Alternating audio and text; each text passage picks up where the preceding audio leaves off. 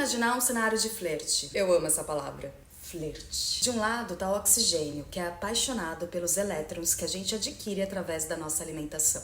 Mas às vezes ele fica muito emocionado e quer acelerar o processo. Tipo, manda um nude do nada. E quando o oxigênio se atira no elétron de alta intensidade, sem respeitar o processo do corpo de deixar esse elétron seguro, ele se transforma num radical livre. E como o próprio nome diz, é um boy instável, fora de controle e reativo, que causa doenças e envelhecimento. Ou seja, um BO.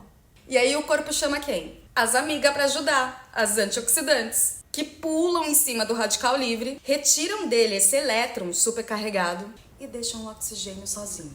Porque é assim que um boy love bombing tem que ficar. Então, monas, se cerquem de alimentos antioxidantes. Frutas, verduras, legumes, especiarias. Para de olhar para boy lixo. Olha para o brócolis, para as frutas vermelhas, para a cúrcuma.